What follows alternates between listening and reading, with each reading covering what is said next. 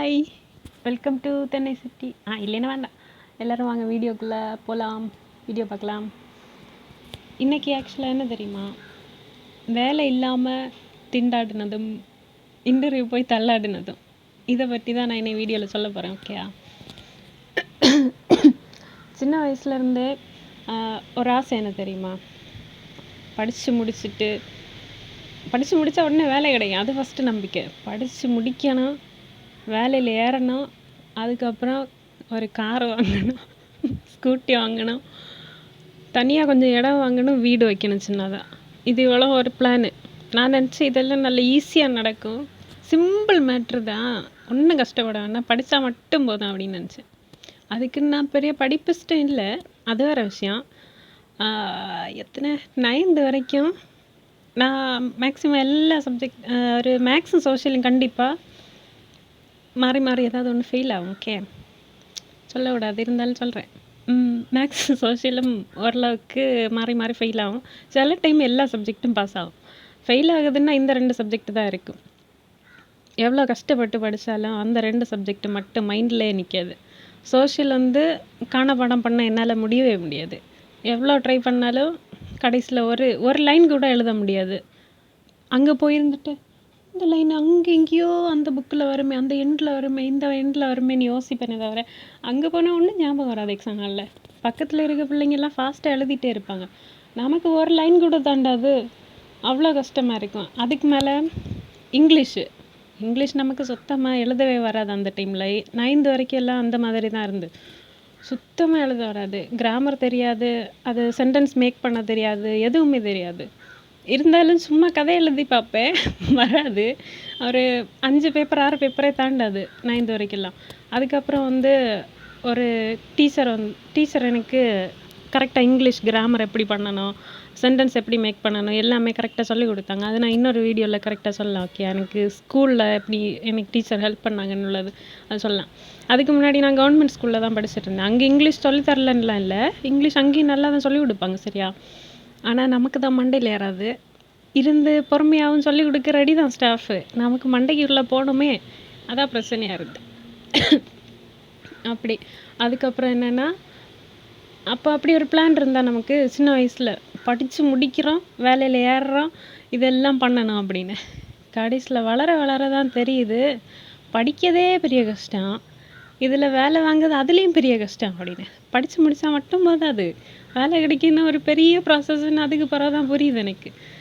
அப்புறம் first 9th வரைக்கும் அந்த ஃபெயில் ஆகிற பிரச்சனை இருந்தால் அது 10th மாறுச்சு. 10th பரவாயில்ல, நல்ல மார்க் உண்டு. அதே மாதிரி தான் 12th பரவாயில்லாமல் நல்ல மார்க் கிடச்சி. 11th 12th முடிச்சாச்சு, ஒரு டிகிரி முடிச்சாச்சு, டிகிரிக்கு நல்ல மார்க் எல்லாம் ஓகே. எஸ், நான் நினச்சேன் டிகிரி முடித்தா உடனே கம்பெனியில் அப்ளை பண்ணுறோம், வேலையிலே ஏறுறோம் அப்படின்னு. அதுக்கப்புறம் அங்கே போனால் நிறைய கம்பெனிக்கு அப்ளை பண்ணி பார்த்துருந்தேன். அவங்க எல்லாருமே ஃபஸ்ட்டு கால் அட்டன் பண்ணதும், ஹலோ, எத்தனை வருஷம் எக்ஸ்பீரியன்ஸு? நான் அப்போ சொல்ல, இதான் ஃப்ரெஷர், நான் ஃப்ரெஷர் அதில் மென்ஷன் பண்ணியிருந்தேன் அப்படின்னு சொல்லிட்டு. அப்போ உடனே, ஓ நீங்கள் ஃப்ரெஷரில், நாங்கள் இப்போ ஒரு 4 இயர்ஸாவது எக்ஸ்பீரியன்ஸ் இருக்கிற மாதிரி பார்க்குறோம் அப்படின்னு. அப்படின்னா நான் அதில் மென்ஷன் பண்ணியிருக்கேன் ஃப்ரெஷர்னு, அதையும் தாண்டி ஃபோன் பண்ணுவாங்க. மனுஷனை குத்தி வேதனைப்படுத்துறதுக்குன்னே ஃபோன் பண்ணுற மாதிரி ஒரு ஃபீல். இருந்தாலும் நம்ம அட்டன் பண்ணிட்டான், okay ma'am, thank you ma'am, okay ma'am அப்படின்னு சொல்லிட்டு வைப்போம். இப்படியே நிறைய கால் வந்திருக்கு. அதையும் தாண்டி ஒரு சின்ன கோர்ஸ் பண்ணியிருந்தேன்.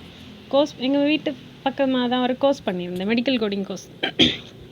அது பண்ணிவிட்டு நான் என்ன, எல்லோரும் சொன்னாங்க மெடிக்கல் கோடிங் கம்ப்ளீட் பண்ணால் சீக்கிரமாக வேலை கிடைக்கும் அப்படின்னு.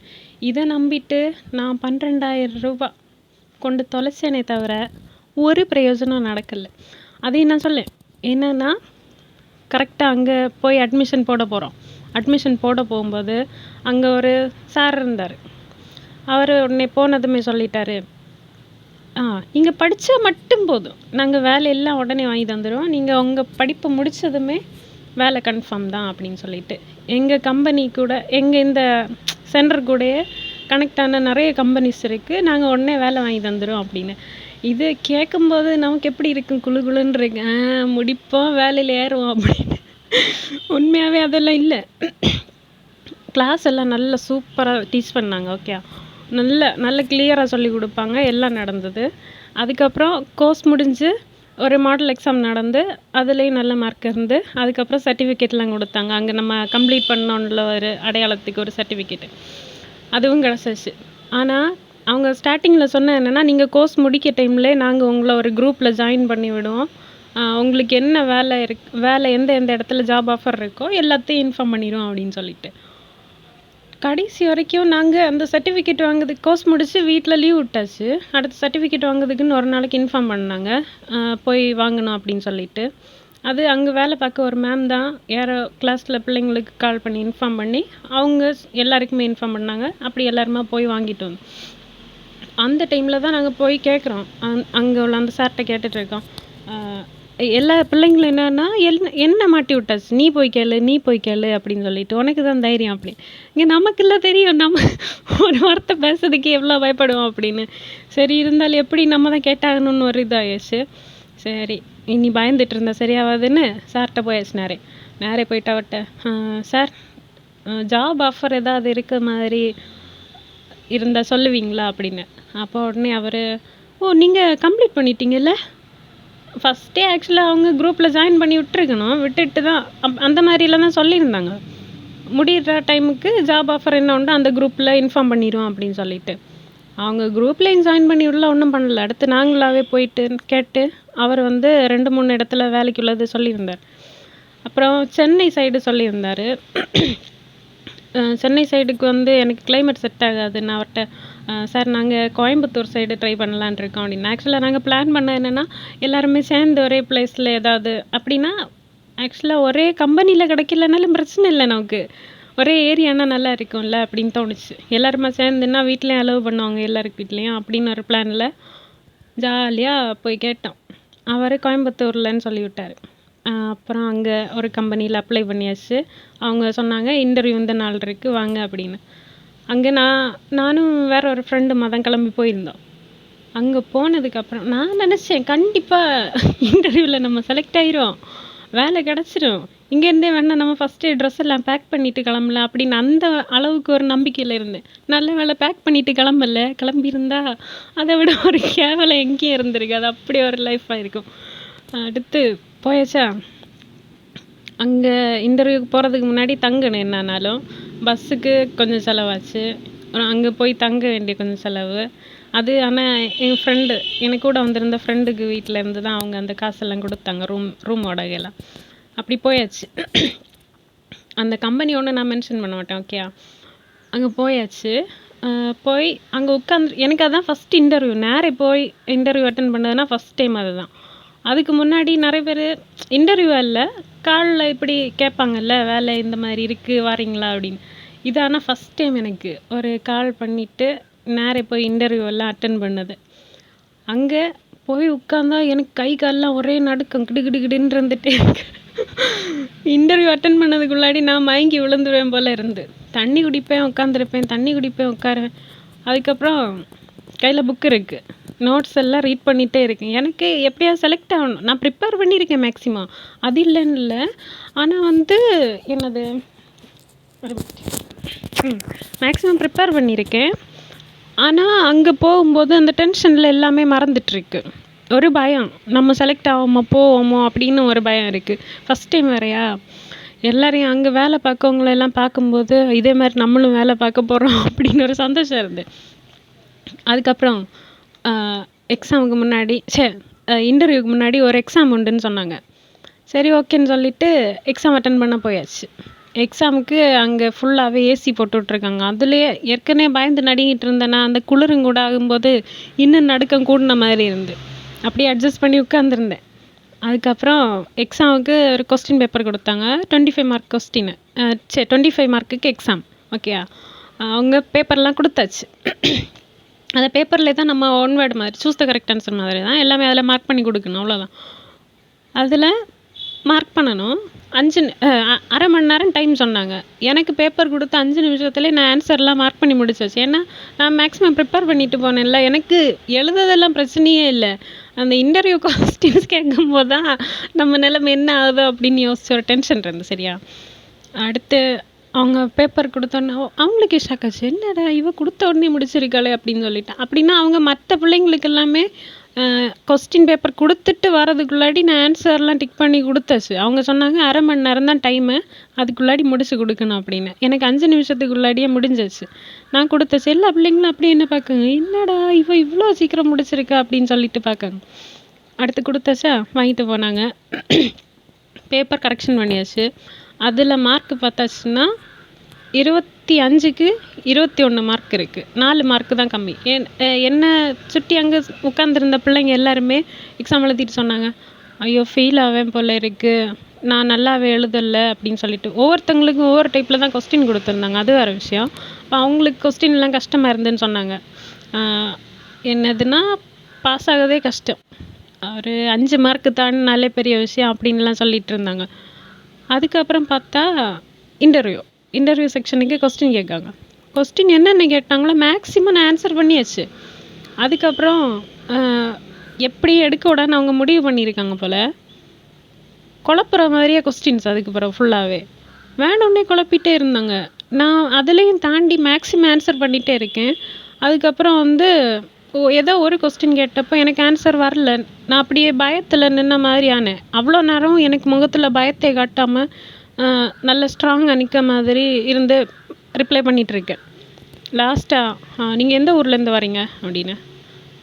நான் ஒரு கொஸ்டின் ஆன்சர் பண்ணாததுமே, "எந்த ஊர்லேருந்து வரீங்க?" நான் அப்போ ஊர் சொல்லியாச்சு. "இதுக்கு தான் அங்கேருந்து இங்கே வரைக்கும் தூக்கிட்டு வந்தீங்களா?" அப்படின்னு சொல்லிட்டு. அது கொஞ்சம் ஒரு மாதிரி இருந்து. அதுக்கப்புறம் என்னென்னா கண்ணெல்லாம் ஒரு மாதிரி இப்படி சுருங்கி போன மாதிரி பயத்தில் வார்த்தையும் வரல. இங்கே இந்த இடம்லாம் இப்படின்னு டான்ஸ் ஆடிட்டுருக்கு. அந்த மாதிரி எனக்கு அது ஃபேஸு கண்ட்ரோல் பண்ணவே முடியல. நான் முகத்தில் தைரியத்தை கொண்டு வரணும்னு நினச்சாலும் அந்த உள்ளே இருந்த வருத்தமும் பயம் எல்லாமே சேர்ந்து கரெக்டாக ஃபேஸில் தெரிஞ்சிட்டு இருந்து. அடுத்து என்ன ஒன்றும் பண்ண முடியாது. அவங்க ஒன்று கேட்டாங்க, "இதான் அவங்க ஃபஸ்ட் இன்டர்வியூவா?" அப்படின்னு.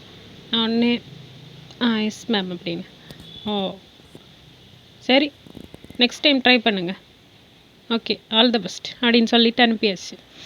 சரி, அங்கே போய் உட்காந்தாச்சு. அடுத்து மெயினாக உள்ள ஒரு மேம் வந்து திரும்ப ஃபைனலாக இது பண்ணுவாங்க, 3rd ரவுண்டு.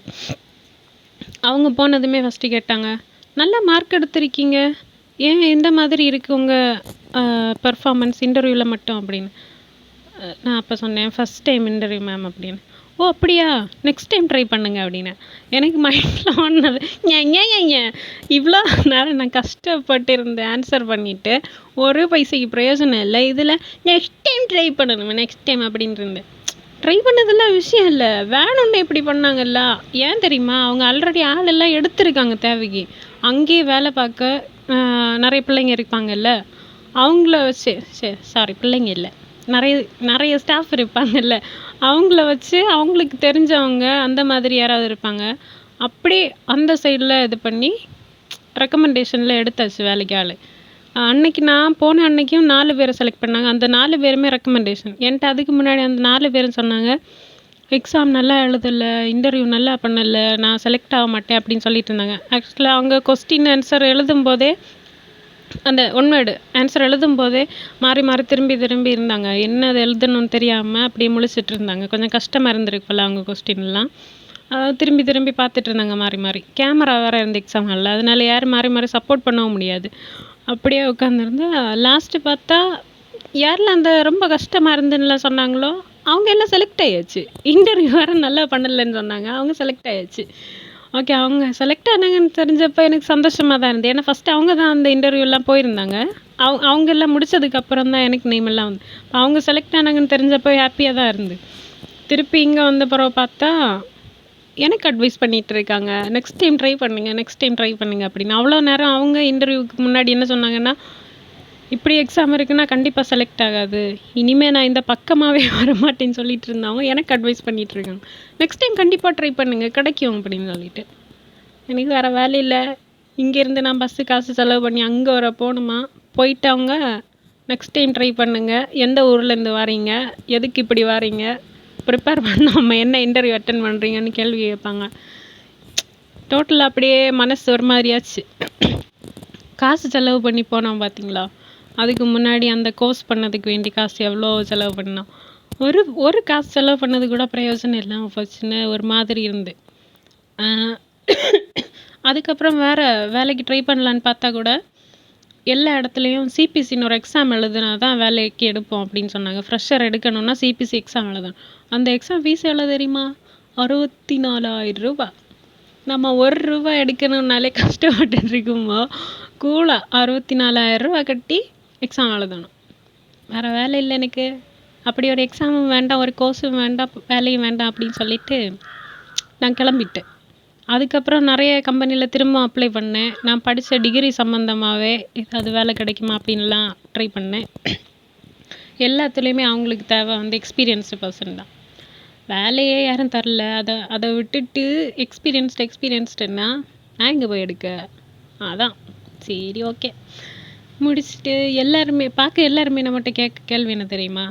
நீ அது படிக்கணும்னு நினச்ச, இது படிக்கணும்னு சொல்லுவ, இப்படி படித்தா வேலை கிடைக்கும், அப்படி படித்தா வேலை கிடைக்கும்.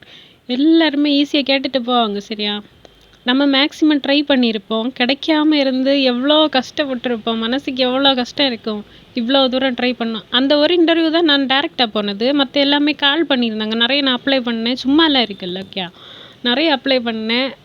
நாக்ரி, லிங்க்டின் அப்படின்லாம் ஆப் இருக்குல்ல, இது மாதிரி வேலைக்கு அப்ளை பண்ண மாதிரி என்னென்ன ஆப் இருந்தோ எல்லாத்துலேயுமே ட்ரை பண்ணேன் போட்டு. ஆனால் ஒரு பைசாக்கு பிரயோஜனம் இல்லை. எல்லாருக்கும் தேவை எக்ஸ்பீரியன்ஸ்டு பர்சன். நோ, வாய்ப்பில்லை. நமக்கு எக்ஸ்பீரியன்ஸ் இல்லை, வேலை இல்லை.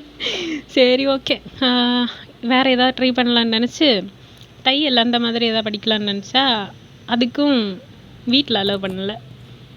அப்படியே ஏதாவது வேறு வேலைக்கு ட்ரை பண்ணு அப்படின்னு சொன்னாங்க. கவர்மெண்ட் எக்ஸாம் எழுதலான்னு அதுக்கு வேண்டி ப்ரிப்பேர் பண்ணேன். அது கொஞ்ச நாள் ப்ரிப்பேர் பண்ணதுக்குள்ளாடியே மைண்டு தோணும், நம்மளால் இது முடியுமா, இது நடக்குமா அப்படின்னு. வெளியே யார் என்ன சொன்னாலும் பிரச்சனை இல்லை, நம்ம மைண்டே நம்மளை குழப்பம் பார்த்தீங்களா? அப்போ தான் தலைக்கு கிறுக்கு பிடிச்ச மாதிரி இருக்கும். என்னடா வாழ்க்கை, இவ்வளோ தூரம் நீ ப்ரிப்பேர் பண்ண, இவ்வளோ கோர்ஸ் பண்ண, இவ்வளோ டிகிரி படிச்சிருக்க, இவ்வளோ ஸ்கூல் படிச்சிருக்க, எல்லா இடம் மார்க் எடுக்கணும்னு விழுந்து எவ்வளோ படிக்கணுமோ படித்த, ஏதாவது பிரயோஜனம் இருக்கா? நம்ம மனசை நம்மகிட்ட கேள்வி கேட்கும். அப்போ தான் யோசிப்போம், என்னடா வாழ்க்கை, இது ஏன் இப்படி இருக்குது அப்படின்லாம் யோசித்து நிறைய ஃபீல் பண்ணியிருக்கேன். இப்போ எதையும் யோசிக்கிறதில்ல. சரி, நம்மளால் முடிஞ்ச ஏதாவது பண்ணுவோம் அப்படின்னு யூடியூப் சைடாக வந்திருக்கேன். இதில் வேறு வீடியோ போடுறதுக்கு நான் எவ்வளோ அழுதுருக்கேன் தெரியுமா? அந்த ஒரு வீடியோ போடணுன்னா நான் ரெக்கார்ட் பண்ணும்போது இதுக்கு முன்னாடி உள்ள வீடியோ எல்லாம் பார்த்துருந்தா தெரியும். இதுலேயே மேக்ஸிமம் எத்தனை தடவை யூஸ் பண்ணேன்னு தெரியாது. இந்த அப்படின்னு இருக்க வேர்டு அது வந்து ஆக்சுவலாக நான் என்ன பேச வரேன்னு எனக்கு பயமாக டென்ஷனாக என்னன்னு தெரியாது. பேச வர அடுத்த வார்த்தை எனக்கு மறக்கும். சரியா? அது வெளியே யார்ட்டையும் பேசுறதுக்கான ஒரு தைரியம் கரெக்டாக இல்லை. கடைசியில் வேறு வழி இல்லாமல் யூடியூப்பில் போய் சர்ச் பண்ணியிருக்கேன், பயம் இல்லாமல் பேசுவது எப்படின்னு. அதுவும் கேமரா பார்த்து, யாரும் இல்லாமல் தனியாக இருக்கும்போது கேமரா பார்த்து பேசுறதுலே எனக்கு பயம்னா வரல, எனக்கு வார்த்தையே வரல. அப்படி இருந்து யூடியூப்பில் சர்ச் பண்ணி நைட்டு 2 மணி வரைக்கும் உட்காந்து சர்ச் பண்ணிவிட்டு ஏதோ ஒரு விதத்தில் பேசியிருக்கேன். சரி, எனக்கு லைஃப்பில் இதெல்லாம் தான் நடந்திருக்கு. இதான் எனக்கு லைஃப்பில் உள்ள இன்டர்வியூ எக்ஸ்பீரியன்ஸ் எல்லாம். உங்களுக்கெல்லாம் இதே மாதிரி இருந்திருக்கும்ல லைஃப்பில் நிறைய? வேலை கிடச்சவங்களும் ஓகே, சந்தோஷம் உங்களுக்கு வேலை கிடச்சதில். வேலை கிடைக்காம இப்போ கஷ்டப்பட்டுட்டு இருக்கவங்க, இன்டர்வியூ போனப்போ ஏதாவது கஷ்டமான ஒரு விஷயம் ஏதாவது எக்ஸ்பீரியன்ஸ் பண்ணியிருப்பீங்க. அது மாதிரி ஏதாவது இருக்குன்னா கண்டிப்பாக கமெண்டில் சொல்லுங்கள். ஓகேயா? டாட்டா, அடுத்த வீடியோவில் பார்க்கலாம். பாய்.